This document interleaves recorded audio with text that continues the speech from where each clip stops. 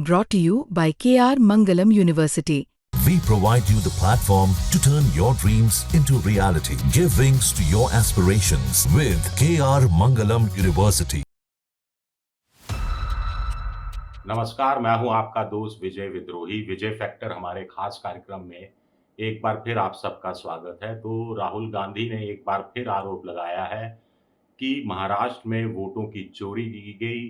चुनाव आयोग और बीजेपी ने मिली भगत से ये चोरी की और ऐसी ही चोरी की आशंका अन्य राज्यों में भी होने की गुंजाइश है।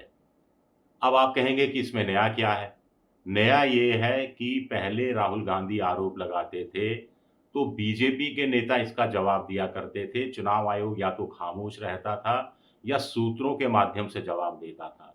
अब बीजेपी के नेताओं का जवाब कम और चुनाव आयोग का जवाब ज़्यादा आ रहा है।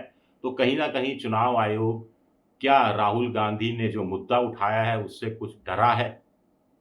क्या चुनाव आयोग को अपनी विश्वसनीयता खतरे में बहुत ज़्यादा लगने लगी है? क्या इसी वजह से चुनाव आयोग ने राहुल गांधी को चिट्ठी लिखी है कि आपकी जो चिंता है, किसी भी तरह की चिंता हो, आप हमें अवगत कराइए, चिट्ठी लिखिए, ईमेल कीजिए या फिर हमसे मिलने आइए, म्यूचुअली एग्रीड टाइम और डेट हम आपस में तय कर लेते हैं। कुछ लोग कह रहे हैं कि चुनाव आयोग राहुल गांधी को फंसाना चाहता है, जाल में बिछा रहा है कि राहुल गांधी आएंगे, मिलेंगे, चुनाव आयोग अपने जवाब दे देगा, वही जवाब दे देगा जो अपने अभी तक वो देता रहा है। मीडिया चुनाव आयोग के जवाबों को खूब ज़ोर-शोर से बड़ा-बड़ा करके छापेगा और फिर राहुल गांधी नया आरोप लगाने से वंचित रह जाएँगे। कुछ लोग कह रहे हैं कि राहुल गांधी के पास इस कदर पुख्ता सबूत हैं कि चुनाव आयोग जवाब देते नहीं बन पाएगा। इस पर आगे जाएं, पहले देखते हैं कि राहुल गांधी ने ताज़ा ट्वीट क्या किया है। ताज़ा ट्वीट भी महाराष्ट्र के विधानसभा चुनाव को लेकर है। इस बार निशाने पर उन्होंने मुख्यमंत्री देवेंद्र फडणवीस को लिया है।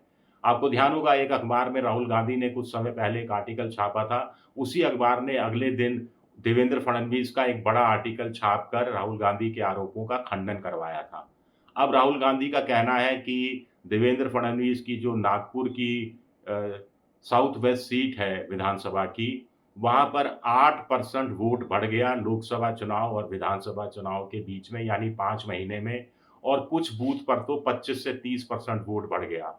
स्थानीय मीडिया में जो छपी हैं खबरें, उनके आधार पर राहुल गांधी ने बड़ा आरोप लगाया है कि अज्ञात किस्म के लोग वोटरों की लाइन में लगे खड़े दिखाई दिए।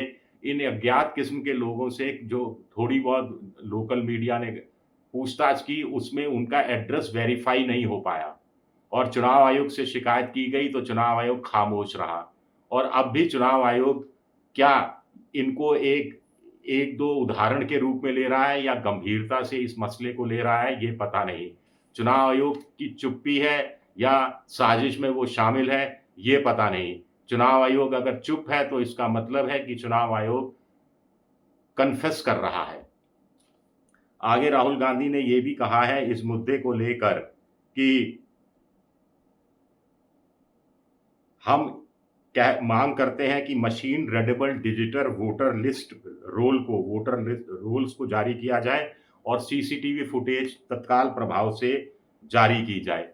इस पर देवेंद्र फडणवीस ने कहा है कि कम से कम 20-25 सीटें ऐसी थी जहां पर 8% या उससे ज़्यादा वोटरों की संख्या में वृद्धि हुई और उसमें से कुछ सीटें महाविकास अघाड़ी ने भी जीती थी। अब चुनाव आयोग का एक चीज़ मुझे आज तक समझ में नहीं आई। अब जिस दिन चुनाव होता है, वोटर लाइन में लगे रहते हैं, सारे चैनल वो शूट करते हैं, डिजिटल मीडिया पर आता है, लोग खुद लाइन में खड़े हुए हैं, उसकी सेल्फी शुरू में डालते हैं, मोबाइल तो अंदर नहीं ले जा सकते। तब चुनाव आयोग को वोटर की प्राइवेसी नहीं नजर आती क्या? अब चुनाव आयोग कह रहा है कि साहब ये वोटर की जो प्राइवेसी है, इस कारण हम सीसीटीवी फुटेज नहीं दे सकते और यहां तक कि मशीनेबल रीडेबल डिजिटल वोटर रोल नहीं दे सकते। तो ये सीसीटीवी फुटेज 5 बजे के बाद खास तौर से जो लोग लाइन में लगे हैं उसको देने में क्या ऐतराज है? ऐसी क्या गोपनीयता भंग हो जाएगी? ऐसी क्या नागरिकों की, वोटरों की प्राइवेसी भंग हो जाएगी? क्योंकि ये तो पता नहीं लगेगा कि ये बीजेपी समर्थक हैं, कांग्रेस समर्थक हैं, किसी तीसरी पार्टी के समर्थक हैं, या किसको वोट देने का इरादा रखते हैं, या किसे वोट देकर बाहर आए हैं। ये तो जाते हुए लोग हैं जिनके हाथ में मतदाता पर्ची है सिर्फ, और उनकी शक्ल आ जाती है, और उससे अगर पहचान हो जाती है कि ये वाकई में यहाँ के नागरिक नहीं, इस इलाके के रहने वाले नहीं थे, इनका एड्रेस वेरीफाई नहीं हो रहा, बाहर से आए हुए थे, फर्जी वोटर कार्ड था, तो इससे तो चुनाव आयोग का काम ही आसान होता है। कुल मिलाकर फिर चुनाव आयोग की इतनी झिझक क्यों है? खैर, अब चुनाव आयोग झुकता हुआ नजर आ रहा है, या चुनाव आयोग ने जवाब तैयार कर लिए हैं, या चुनाव आयोग राहुल गांधी को कुछ महीनों के लिए बिहार के विधानसभा चुनाव के नतीजे आने तक कम से कम चुप करना चाहता है, या राहुल गांधी पूरे तथ्यों के साथ, दस्तावेजों के साथ, सबूतों के साथ जाने वाले हैं। बड़ी बात है कि चुनाव आयोग सीसीटीवी फुटेज क्यों नहीं देता। हालांकि चुनाव आयोग ने कहा है कि साहब, उनका जो चुनाव होता है बड़ा विकेंद्रीयकृत होता है, बहुत सारे कर्मचारी लगाए जाते हैं और हर किसी को आप ललचा नहीं सकते, इनडायरेक्ट रूप में चुनाव आयोग कह रहा है। जैसा कि महाराष्ट्र में 1,186 बूथ लेवल अधिकारी थे, 288 इलेक्शन रजिस्ट्रेशन ऑफिसर्स थे, 139 जर्नल ऑब्जर्वर थे, 41 पुलिस के ऑब्जर्वर थे, 71 एक्सपेंडिचर ऑब्जर्वर थे, तो और 238 रिटर्निंग ऑफिसर अपॉइंट किए गए थे चुनाव पैनल के अनुसार।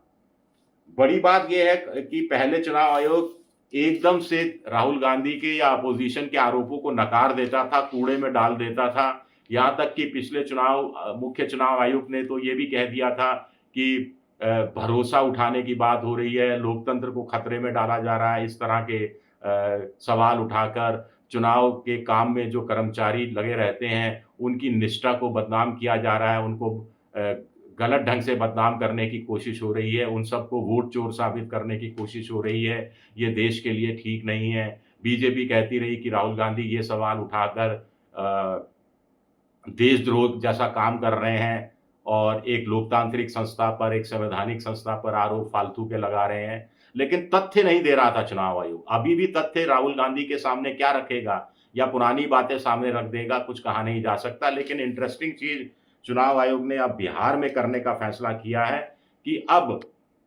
1 जुलाई 1987 से जो पहले के जो वोटर हैं उनको अपना डेट ऑफ बर्थ और जन्म की जगह बतानी पड़ेगी। 1 जुलाई 1987 से 2 दिसंबर 2004 के बीच में जो जन्मे हैं उनको अपने माता या पिता में से किसी का डेट ऑफ बर्थ और बर्थ प्लेस बतानी पड़ेगी।